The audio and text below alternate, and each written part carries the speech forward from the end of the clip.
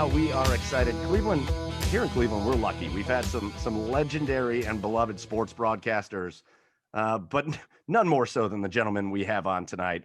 Tonight's special guest spent the majority of 40 years as the radio voice of the Cavaliers, and his name now hangs in the rafters amongst other Cavalier legends. He also spent a good part of 15 years as the voice of the Cleveland Indians. He's been awarded the prestigious Kurt Gowdy Media Award by the Naismith Basketball Hall of Fame, and he's truly a guest, even though I just gave him an introduction that needs no introduction. We're really excited to have on the legendary Joe Tait. Joe, welcome to the Garage Beers podcast. Thank you very much. Well, it is awesome to have you on. If you're like all of us, especially here in the middle, if you're listening to this in the middle of Cavaliers basketball season, all you got to do is hear Joe for 1 second, and it just throws you back into listening to him on the radio. It's really good to hear your voice again, Joe. Oh, thank you. Thank you. What's going to happen with this august group I'm looking at? What was that? And what's going to happen with this august group that I'm looking at? Our plan is just to have a good time. We may not be the best looking of groups, right? But we like to have a good time on the podcast. I debated back and forth about putting my video on, Joe, so you didn't have to look at me. All right. So I guess just to start 10 years later, and it's still odd to me, it's still every time I turn the radio on and we hear our good buddy, Tim Alcorn, who's been on with us a couple times. It's still odd to not hear Joe Tait on the sound waves for the Cavaliers. You have a great relationship with Tim. It's actually, I think it's Tim that reached out to you on our behalf, which was awesome of Mr. Alcorn. But when you heard that Tim was taking that role and he was going to sit in the perch, the Joe Tait perch named after you, what kind of words of wisdom did you pass along to him when he was announced as the new radio voice of the Cavaliers? I don't think he needed any real words of wisdom because he had spent 27 years with WEOL and had broadcast a multitude of sporting events, basketball, football, and whatever. And I had had the pleasure to work with him on more than one occasion. So I knew that he was a seasoned veteran and that he would slip right into the role that he now has with the Cavaliers. So, yeah, he has performed just as I knew he would. And could you imagine having to do, as somebody who did it for as long as you did it, could you imagine having to do it the way they're doing it now, where Tim is fortunate to be able to call the games in Rocket Mortgage Fieldhouse, but then when the team goes on the road, he's basically just broadcasting a game on TV. That seems to be the coming attraction for all announcers in all of the sports. I know the Indians didn't travel their guys last year, and I know Jim, the football guy for the Browns, he did home games all the time. So I think Chad left. Oh no, Chad will be back. I'm back. I'm sorry. Chad will be back. He didn't just leave. He didn't just leave the podcast. You bored him. No, absolutely not. I'm coming back. I promise. It's an interesting thing. One of the things I always thought was interesting, Joe, was you made it really well known, and you were kind of like this throughout your whole career. When you ended your time with the Cavaliers, you made it pretty well known that you were cutting things off. You were kind of going to disconnect from the NBA in a way that you've kind of disconnected, like you've talked about publicly, from the Indians after your time there. Did you find an urge to start listening a little bit again after Tim joined the Cavaliers, or you still find it pretty easy to stay disconnected? I could answer positively to both those.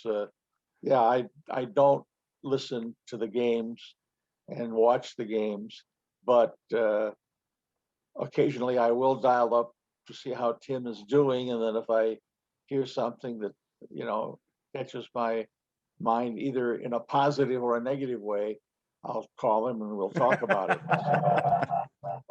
If I have an interest in seeing Tim Alcorn do a good job, and he's doing just that, a good job, and under situations that I'm glad I didn't have to deal with, because basically what you end up doing is broadcasting a game through the eyes of somebody else who's running that TV camera in whatever venue the game is being played. And that's tough because there are a lot of times when I am sure he doesn't really get all of the information that he might be able to get had he been sitting right at the scene of the crime. But it's, he's doing the best he could possibly do under the circumstances. And I think could say that probably for most of the guys Yes. in the NBA. Yeah. So let's throw it back because we're going to hit on some highlights with you. You've seen so much throughout the course of what was an incredible career. But now we're here in Cavaliers season, and we're not going to talk about Cavaliers this year, but we're going to talk about your time. And that time started all the way back in 1970 with the inaugural Cavaliers season, taking over the broadcasting role. You had worked a little bit for some NBA teams before you started with the Cavaliers for a couple years, but did the element of not having, you look at what Tim goes in and he takes over a role that John Michael had, and before that it was the role you had, and there was so much organization and predecessors and structure there. When you took over for the Cavaliers, you were the guy. There was no Cavaliers announcer before Joe Tait. Does that allow you a little more creativity as how you're going to take on that role? Do you feel any of the other pressures from having to step into somebody else's shoes? I just went ahead and did the games as I had been working in Terre Haute, Indiana before I came to Cleveland. And so I continued to do the games the way I would have done them had they been played in Terre Haute, Indiana. And Nick Maletti, the man who owned the basketball team and who hired me for the job, he just said, "Hey, remember, it's a family situation, so make it fun, but keep in mind that you're talking to youngsters and oldsters at the same time." And that was the only direction he ever gave me in all the years I worked for him. Oh, that's incredible. Yeah. So your first era, it's the Bill Fitch era. You're in the Cleveland Arena, which most people don't even remember the Cleveland Arena. I know, I never was in the Cleveland Arena. There were some rough stretches of basketball there at the beginning, those first few years. But for you, the team continued to improve. You added guys. You had Bingo Smith. You added guys like Austin Carr and Jim Jones and Campy Russell, which has got to be kind of fun for you to look back. Did you ever have an inkling that those guys were going to be in the broadcasting world back in the days where they were playing? No, in fact, for instance, Austin Carr was an outstanding ball player, and had he not suffered a number of injuries, he probably would have gone on to even greater things than he did. But the first time, I think he'd had about a 35-point ball game, so I wanted to interview him for my halftime the next night. And so I sat him down. I remember it was in the locker room up at Detroit at Cobo Arena. And I asked him a question, and I got one word for an answer. I talked to him about something else. I got one word, and it was yes, sir, no, uh-huh, right. So it took me, of the 8 minutes I had designed for the interview, 7.5 were me, and 30 seconds was AC. Well, Oh, no. I didn't talk to him again that season because I didn't need that aggravation. But early in the second campaign that he was with the Cavs, he had a big ball game, and I realized I'm going to have to talk to him again. So I sat him down and turned on the mic, asked him a question, and he went 6 minutes. And to this day, he's never been able to explain to me what the heck happened between year one and year two in terms of his verbosity, because he just cranked it up. And I asked 2 questions and I got 7 minutes of answers. And I was dumbfounded that AC had learned to speak as well as he did. Wow, that's a little crazy. Well, Joe, you talked about some of the players that we added. One of those players, obviously, was also World B. Free. You just talked about this on HQ with Cavs HQ with him, but for those that might not have heard it, give us an insight as just to how special that relationship was between you and him. Well, for one thing, the Cavaliers, when World B. Free showed up, were coming out of the Ted Stepien reign of terror, and it was well, it was such that you began to wonder whether or not the team was going to survive, whether or not somebody might come in, buy the club, and take it out of town. But World B. Free showed up, and very early on, people realized he was fun to watch. And, it was a thing that if he didn't get 40, the team wasn't going to win. But it was still exciting to watch him play. And I don't know what he was like in other venues with other teams. I have no idea. Don't want to know. It doesn't make any difference. In Cleveland, he was just totally involved with the fans. I didn't tell the story on Cavs HQ, but one other time I ran into him out at I'm trying to remember the name of the shopping center. I haven't been back, but they have redone it there in Parma. Well, anyway, Parma Town, maybe that's what it is. I ran into him. He was coming into the store as I was going out, and exchanged brief pleasantries. And with that, a man and I guess he'd be about 7, 8 years old, ran up to World and, "Oh, World, you're wonderful, blah, blah, blah. And could we have a picture with you?" And World said, "Sure." And then the man realized he didn't have his camera. So he said, "Well, can I leave my son here with you guys and I'll go get the camera?" And World says, "Sure." And the guy goes off. It was raining. He goes off in a run to get his camera, and World just turned to the little boy and handled him like he was his son. It was beautiful to see World talking to this kid, and the kid was obviously in seventh heaven. And World just filled that whole time period while Dad was out in the parking lot somewhere looking for a camera, and then came back in and took the picture. And boy, you talk about a fan for life. That was it. And that's the kind of guy World was when he was here. And I don't care what he was like in other venues, but I used to get into arguments with Wayne Embry, and I don't think I had more than one argument with Wayne, because usually he and I were on the same wavelength in terms of what he was doing. But that was one thing. He had evidently heard bad things about what World had been in other franchises, and therefore he was not hot to trot to get him up there into the rafters. And I have always said, and will say as long as anybody asks, World B. Free should have his number retired and up in the rafters, because he saved the franchise. There was a movie made, The Fish That Saved Pittsburgh, or something like that, years ago. I think Julius Erving was in the movie. And World B. Free was a movie unto himself. And there's no doubt in my mind, World B. Free saved the Cavalier franchise in the 4 years he played here. I don't know what's more surprising, an era where you would just leave your kid with people and say, "Let me go grab my camera," or an era. There's a lot of people that are going to listen to this that can't even imagine that there was an era that you just didn't have a camera on you at all times. Well, that's true. That's true. And you're looking at a guy who has no camera within range of so if I wanted to take a picture of you guys, I'd be out of luck.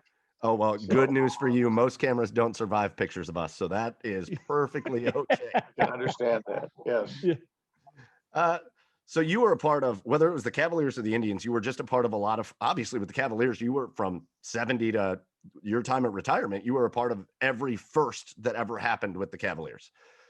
And while it was a tough stretch, the very beginning, like it is for any expansion team, you were a part of the first playoff appearance, and the first playoff appearance to this day, outside of what happened in 2016 for the Cavaliers, is still one of the most memorable playoff appearances in Cavaliers franchise history. That happened in 75-76, and that's the year of the miracle at Richfield.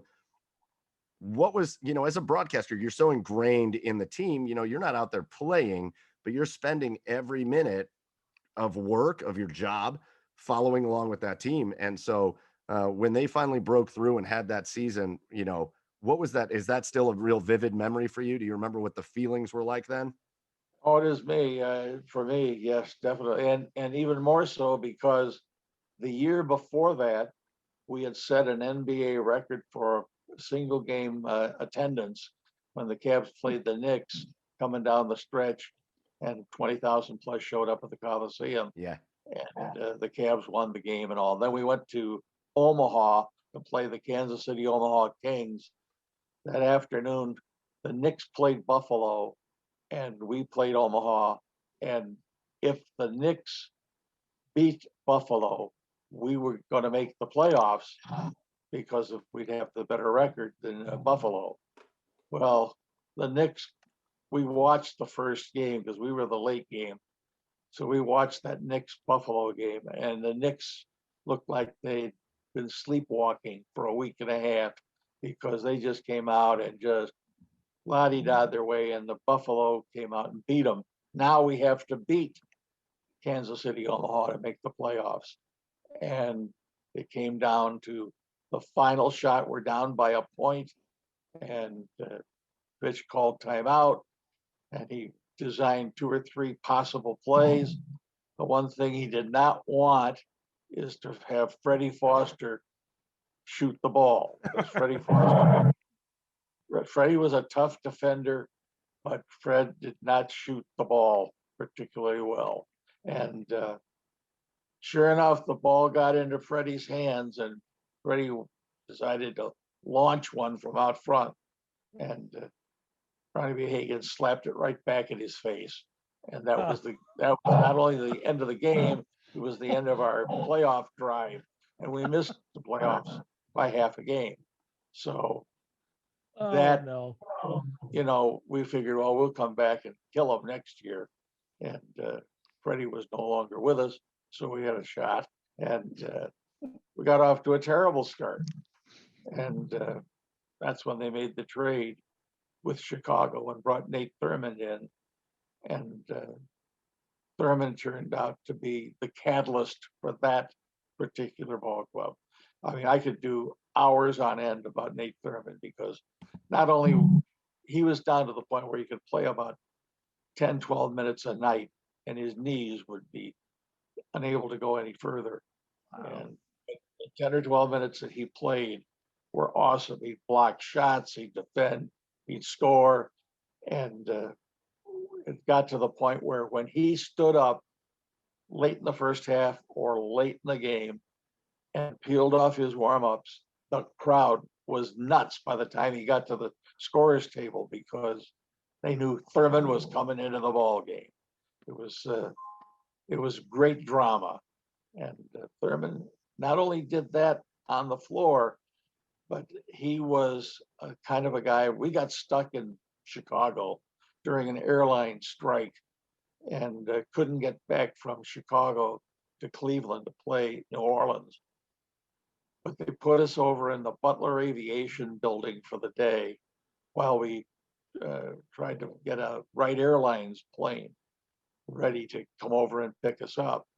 And of course, the players were grousing about the fact they got to sit over in this Butler Aviation building, and there weren't even any machines with pop and candy in them. And Thurmond went around to each guy and talked to each one of them there to get him refocused on when we get out of here. This is a big ball game we got coming up. Think about the ball game. Don't think about this. This we have no control over.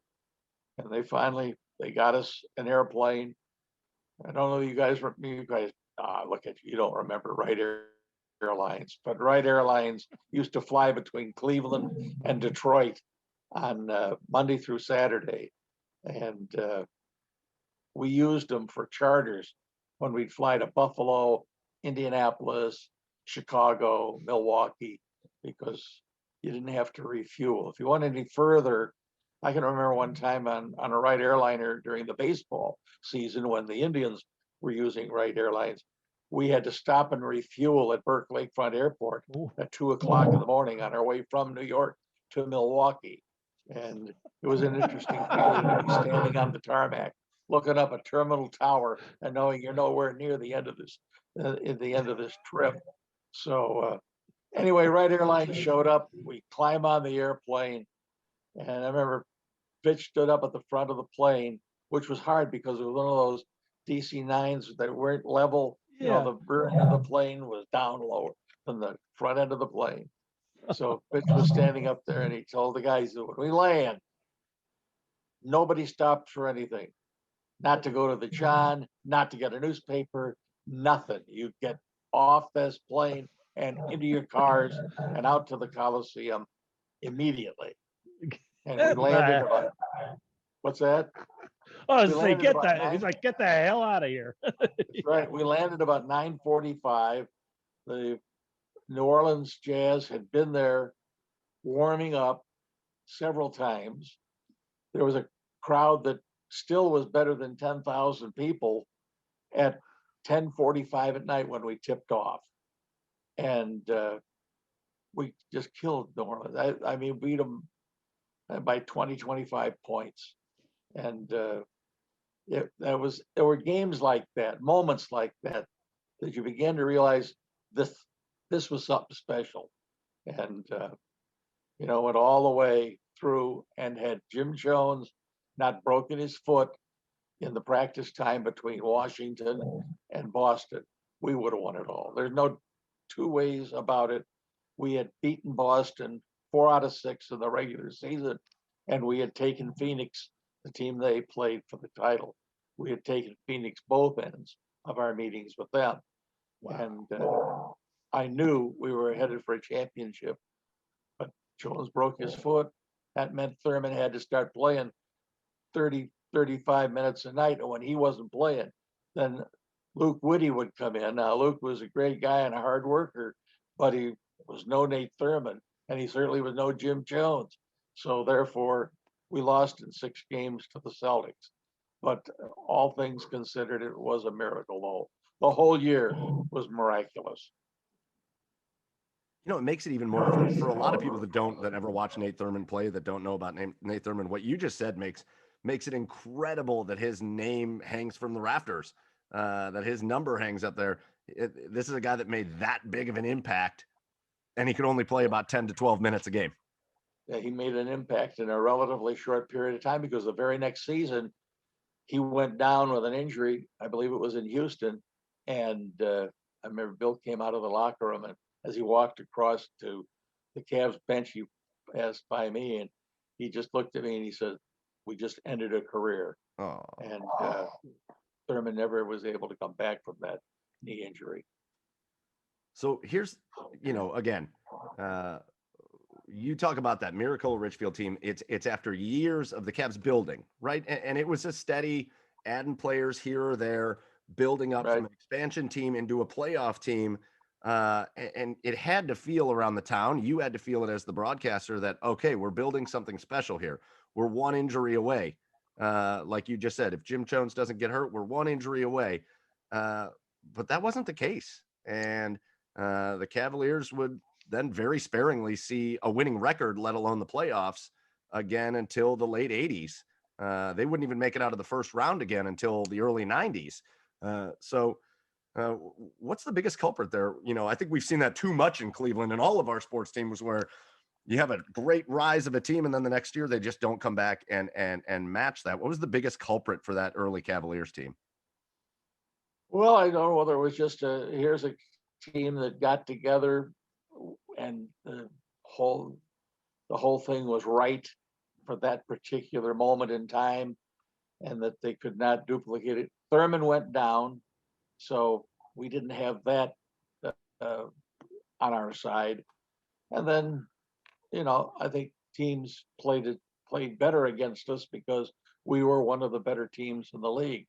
And there were a lot of little things that happened behind the scenes that contributed to a level of play that was not quite as good as it was in the miracle year.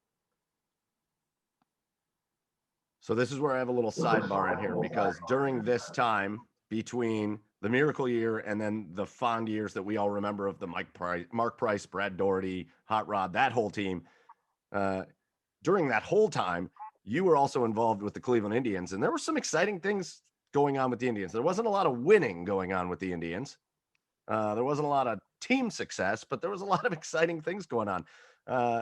Again, not a ton of winning seasons, 4 to be exact, and most of those were really close to 500, but they were winning seasons. But there were some exciting moments in there that you were a part of as a broadcaster. As an Indians broadcaster, you were a part of Frank Robinson being named the first black manager in Major League Baseball history. You called not one but 2 no-hitters, one being Dennis Eckersley's, one being Lenny Barker's perfect game, which is pretty cool because, as we Indians fans know, there has not been one perfect game or no hitter in Indians history since Len Barker threw his in 1981. So just talk about, a couple of those special moments with the Indians and some of your fond memories of calling Indians baseball. Well, you missed a no-hitter. Dick Bosman threw a no-hitter for the Indians against the Oakland A's back in '74. And then, of course, Lenny Barker and Dennis Eckersley threw the other 2. So I had 3 no-hitters in a span of time, which included, I think we were maybe 1 or 2 games over 500 a couple of times. But nobody remembers those years except for the no-hitters. And even for Bosman's no-hitter, you forgot. So, I marked it down that it was before you. So that was my mistake on my notes. I didn't know if you were there yet or not, but that's very cool. You got to do 3. I remember I gave Bosman a tape of that no-hitter, and twice he contacted me and said he'd worn out the tape, and he wanted to know if I could get another copy. So I got a new copy and sent it off to him. Yeah, he cherished that moment. And the thing I remember is we're playing the Oakland A's, who are the defending champs. Sure. And Bosman no-hits them. So after the ball game, the reporters go into the Oakland locker room, and there was a player on that team named Bill North, who always had something to say about anything and everything. So they congregate around North, and they said, "Well, how does it feel to get no hit by the Cleveland Indians?" And he just laughed and he said, nothing. It's just like getting beat 10-9. The very next day, we're playing an afternoon game, and John Ellis comes up in the 9th inning, singles, 2 runs home. Indians win 10-9. Yes. Reporters back into the locker room, around North, and of course, one of the guys says, "Well, Bill, now that you've seen them both, what's more impressive, getting no hit or getting beat 10-9?" And then Bill said things like, "I guess they couldn't print." But yeah, it was one of those things. We had some good times. Working with Herb Score was a real treat because Herb Score knew baseball better than anybody I ever met. In fact, I'd always tell him, "Boy, if I ever owned a baseball team, I'd hire you as a general manager because you know more about the game than most general managers that I've run into." And we had a lot of fun working together.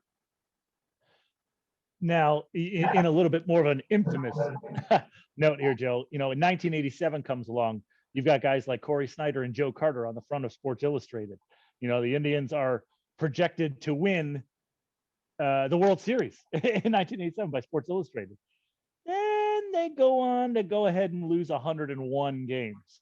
Right. What went wrong that season? What happened? I don't know. I left. I'm out of here. I ended up doing 2 games.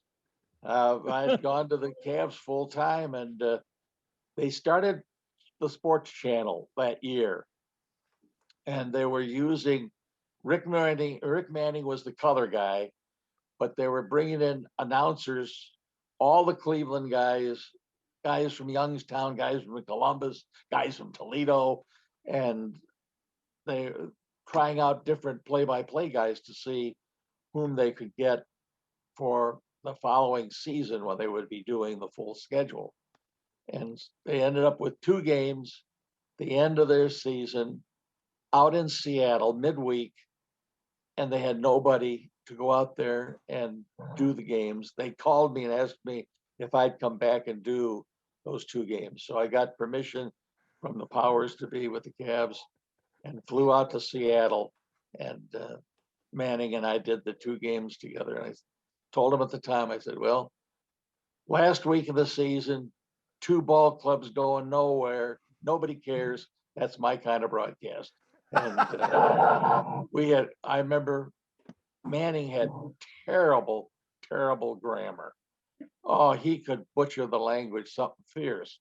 And I was telling him, you've got to, speak the King's English, because people are going to get all over you. They won't pay any attention to what you're saying.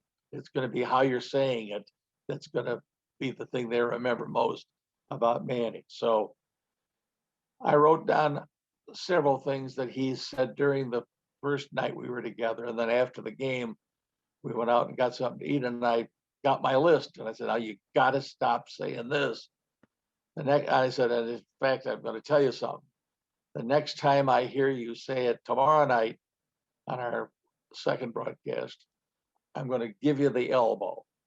And I said, just, get ready for it if you come up with stuff like this. So the next night he came out, and he obviously was working hard to say it the right way. And then in the 4th inning, he made a boo-boo. And I got the arm up like this and drilled him. But he saw it coming, and he lurched back on his stool. We were sitting in stools up there in Seattle.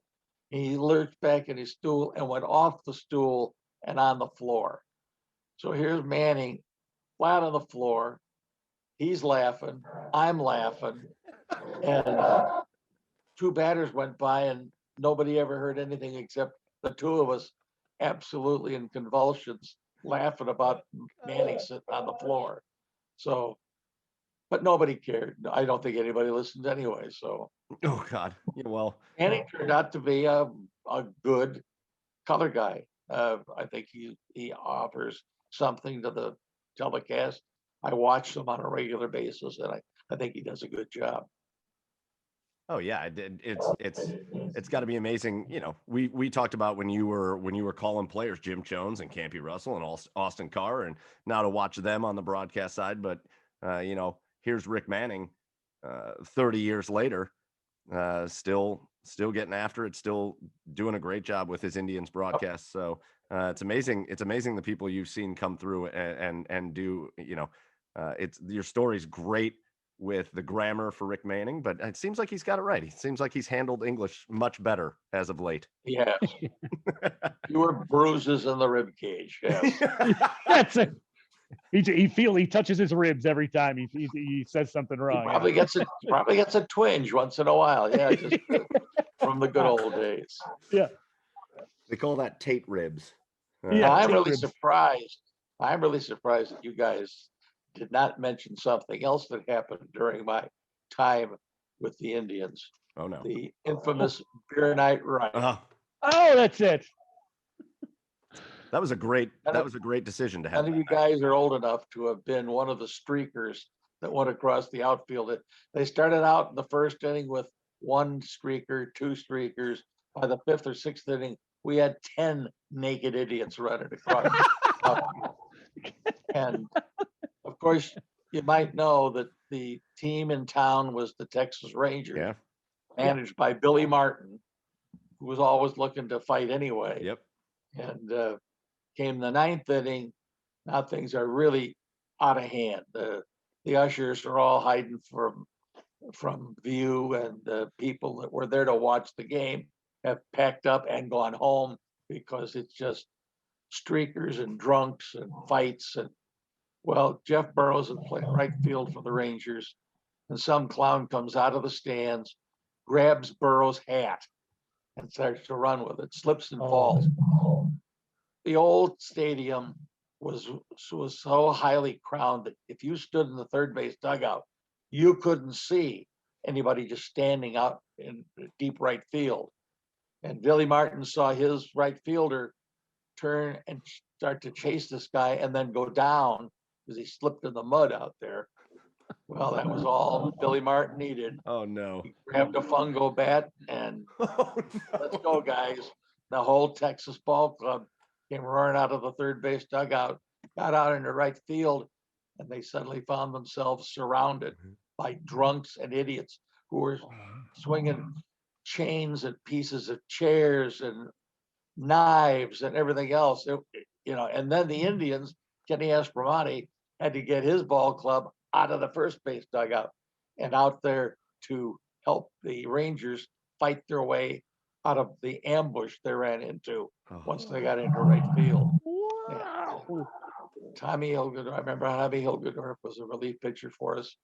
Somebody threw a chair out of the upper deck and hit him right on the head, split his skull open. Oh. And the two teams actually fought their way back into the first base dugout and up the walkway and into the locker room where they hid out behind locked doors while, the idiocy continued. And those who were in charge of the Indians at the time all bailed out. They weren't around at the end. The only reason the cops showed up was guys who were out on their patrols heard the broadcast and heard me say on the air, we got a riot going on down here at the stadium. And so they sent some squad cars down there to finally quell the mob. But the home plate umpire that night was Nestor Shylock, who was one of the greats. The Indians had been trailing 5-0 and had scored 5 runs in the 9th inning and tied the game at 5, and they had the bases loaded.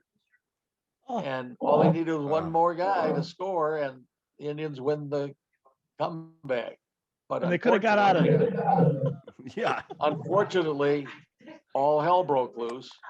And so Nestor Shylock said, I stood at home plate and waited in hopes that things would calm down and we get one more batter in there and end the ball game. But he said, while I'm standing there, I feel something on the back of my left foot. And he says, I turned around and looked down. He said, there was a hunting knife sticking in the ground right behind my left foot. Oh. And he said, at that point, it was, that's it, game, set, match, we're out of here. And they forfeited the game. So I think we all know so much about the aftermath of that game and just the craziness and the riots and the people. Did you have any inkling going into that game that it was going to be just a terrible idea, though? Well, yeah, the first streaker we saw in the first inning indicated we were headed. You see one, you go to see 10. Yeah. The more they drink, the worse it gets. And because they had a streaker, the very first half inning, there he goes. Why, you knew there were more coming, and you knew it was going to get out of hand. So this was just tailor-made for disaster. I mean, I've been to penny beer night in college, but I would, and that's a bad idea in itself. But man, you put people at a professional sporting event with as cheap a beer as they offer, man, that's crazy. That was crazy stories, Joe.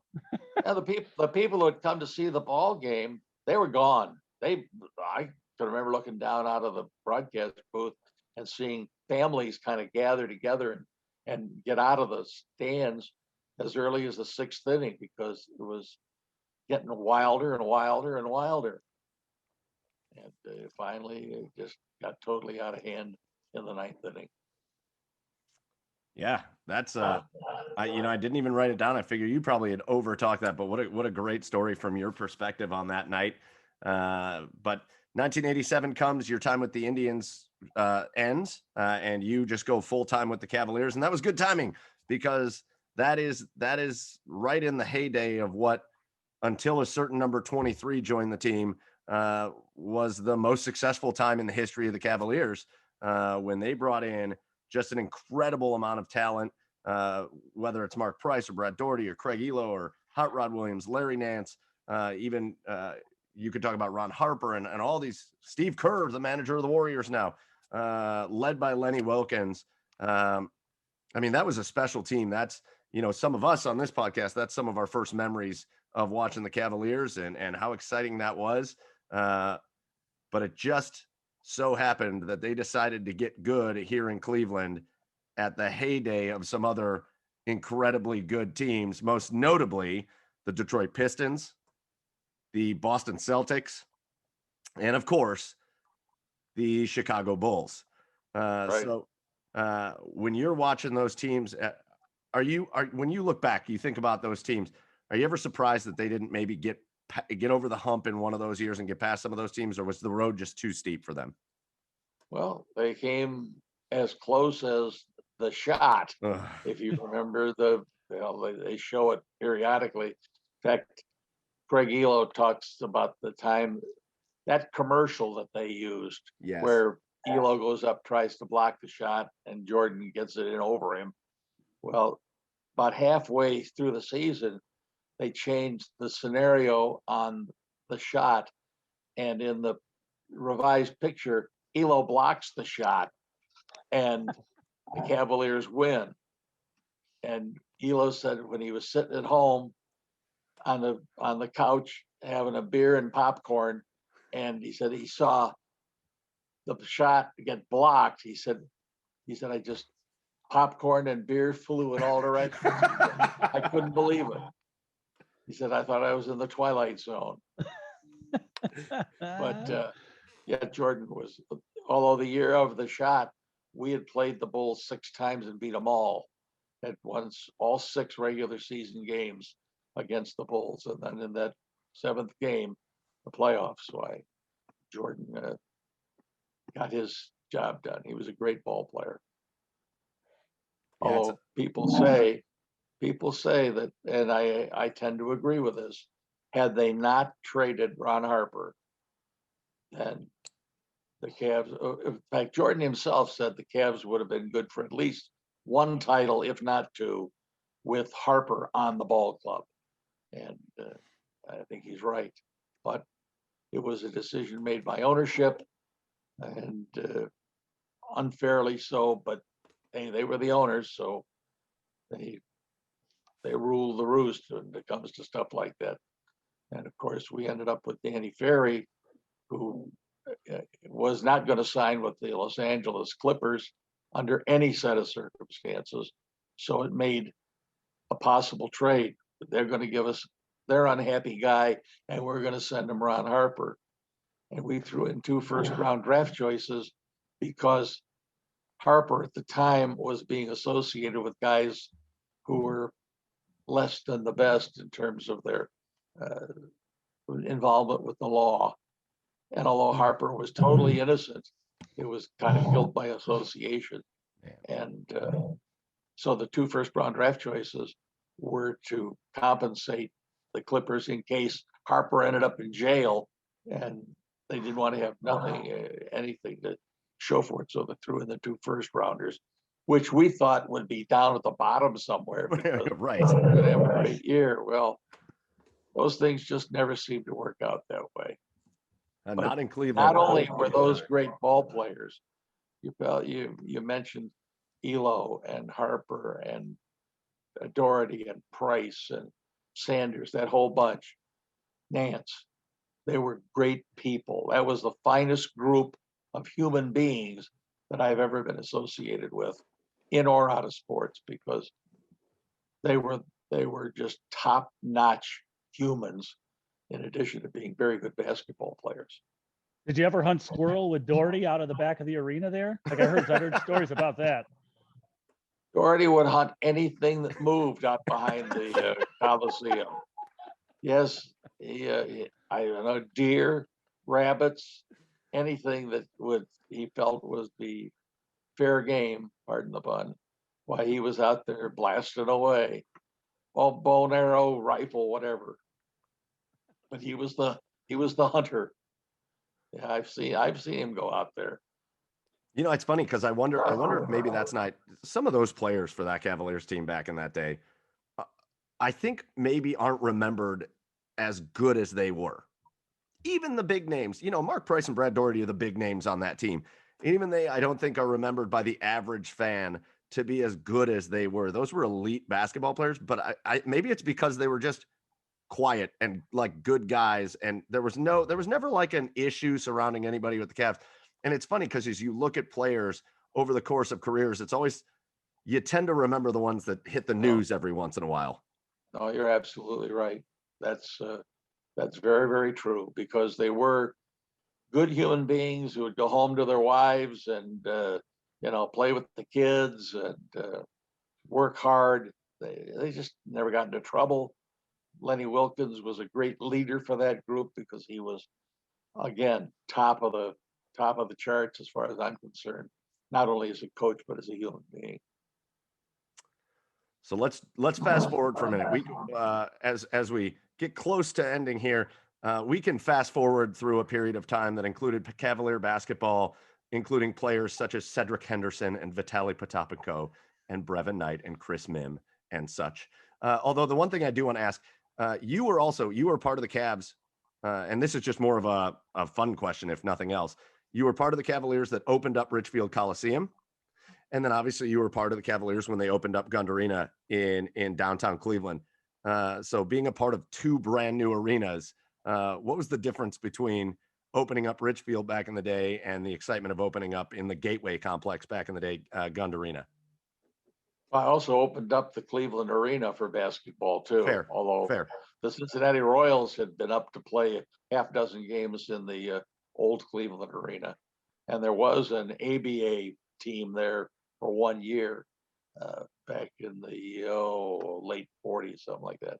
But no, I saw the first games in all three of those venues, and obviously things kept getting better. The old Cleveland Arena, you fellas have already said you don't remember it, and No. there's no reason you should. You're not that old, for one thing. But other teams referred to the Cleveland Arena as the Black Hole of Calcutta. They would dress in the hotel across the street, the old Midtown Sheraton, which is long gone, and then they would walk in uniform across the street to the Cleveland Arena to play. And at halftime, they just go down and sit at the end of the floor in the empty stands, because there were always empty stands in the old Cleveland Arena. And yeah, that was the pits, because well, I could go on and on about how bad it was, but just take my word for it. In fact, we had talk about Doherty hunting rabbits and deer out behind the Coliseum back in the days of the Cleveland Arena. Bill Fitch and the guy who ran the Zamboni, Big T, would go out after games with pistols and shoot rats up behind the Cleveland Arena. It was a different era. Yeah. It was a different Well, era. on top of that, And shoot things.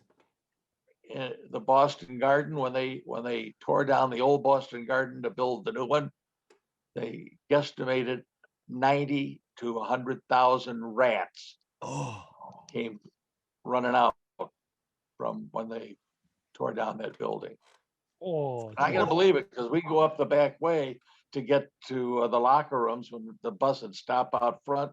We take the stairway up to the playing area, and you'd invariably see rats on the landings, 2 or 3 going up. But that's the era. Like back then, and we've talked to some of our other guests, some old hockey players about this. Back then, you played in gyms a lot of the time. That's the best way to describe maybe the Cleveland Arena. It was a gym. It was an old building, the old Boston Garden, an old building.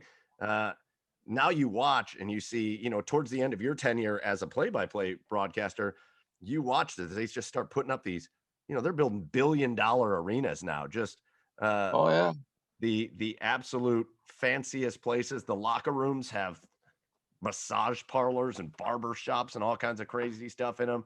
They do. They didn't have that back in the day, those old players. No, that's right. And they didn't need it to play. Now I think they do. But I happen to like the old Coliseum a heck of a lot more than I like whatever they're calling it these days, Rocket Mortgage Fieldhouse. And because the Coliseum was fan friendly, the Rocket Mortgage Fieldhouse is compartmentalized. Back in the old days, you go to the out to the Coliseum, and if you walk in and they had that walkway around the concourse, you could look down and see Aunt Maudie sitting down there in row 6, section 5. You could just walk around, walk down, sit and talk to Aunt Maudie before a ball game. Now you're all compartmentalized. If you got a ticket for section 7, you better put your butt in section 7 and leave it there. And don't think about going over to the other side of the building to visit with somebody, because they won't let you. And I just think the Coliseum was much more fan friendly. I enjoyed my years at the Coliseum a lot. And, I know the Joe Tait perch and all that happened. It turns out that's the best place in the league to broadcast a game now, although other announcers just bitched and moaned about having to sit up there where I sat. But then again, ownership started changing the buildings and moving the broadcast positions from places that were pretty good to places that were unbelievably bad. And so the perch turns out in the long run to be the best place in the league to broadcast games. I don't know how much longer they're going to hold out for that up there, because those are seats that I'm sure they can sell. But then in Boston, you work in the corner up about 10 rows. If somebody shoots a ball from the far side of the forecourt and he's in line with the basket, you can't see him. In fact, that's where I coined my phrase that other announcers have picked up on. There was a 3-pointer shot by a player to be named later. You couldn't tell who it was. It's funny you talking about different spots. You brought up 2 things. One, you brought up the Cincinnati Royals, which I love. Oscar Robertson, Jerry Lucas. My great uncle was the head medical trainer for the Cincinnati Royals. So I got pictures of Oscar Robertson and my great uncle. That's really cool. But I'm going to tell you a personal story, because it's one of the great sports experiences that I have ever experienced. And it was 2007. It was the Cavs playoffs, and they were in a series against New Jersey. And so Jason Kidd and Vince Carter and Richard Jefferson, and it was a good New Jersey team. And my sister lived in New York at the time, and we were up there visiting her, and she got us tickets to that game. And it was the closeout game. So it was game 6, maybe. It was the Danielle Marshall game. Danielle Marshall, I think, scored more points in that game than maybe any other game of his career in Cleveland. I'm sure that's true. Yeah. And the seats my sister got, myself and her friend, were directly in front of you. We were the seats in front. You and Mike Snyder were back. They placed you like in the main concourse, like in the bowl. Yep. And the seats that we got were directly in front of you. So not only was I at this game in New Jersey speaking of a kind of a dumpy old arena, this game in New Jersey, watching the Cavs win the series to move on, but I had the one and only Joe Tait just right in my ear, broadcasting the game the whole time. It was awesome. Well, if you probably turned around, I'd recognize the back of your head.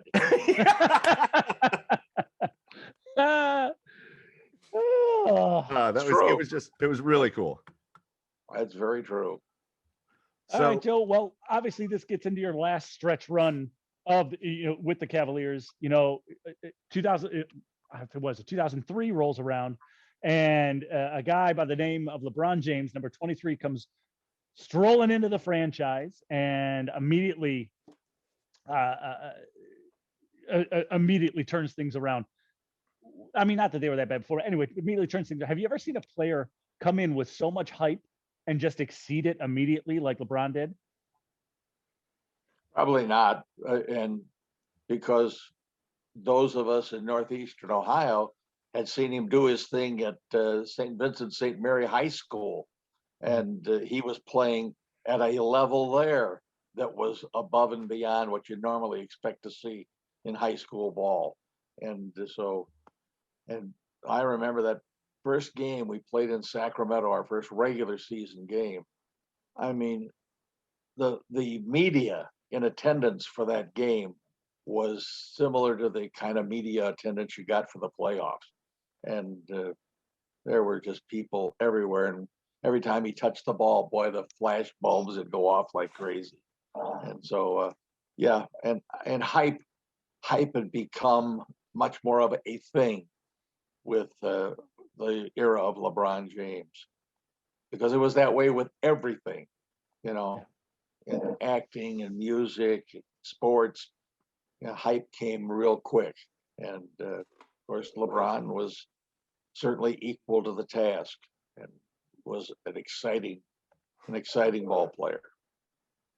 Now he's in Hollywood and he has bought the legend. Oh, he is the legend. The question I have for you is, as a guy who watched all of the first run of LeBron, obviously the year that stands out, the first year was fun. Then they started building. Then there was the fiasco with Carlos Boozer that kind of derailed them for a minute. But they get to the 2007 season. We still always that 2007 team, it like lives in infamy among all NBA fans, because it's always the team that people point out LeBron carried that team to the NBA finals. So as somebody who watched every minute of that, do people discredit LeBron's teammates in 2007 too much? I don't know. I can tell you this, that Cavalier team could play San Antonio 100 times and be lucky if they won a game. I mean, San Antonio was that much better. Yes. And they were just that much better coaching wise, player wise. The Cavs got a real lesson in basketball in that 4-game series. There just was no chance of the Cavaliers winning anything in that series against the Spurs.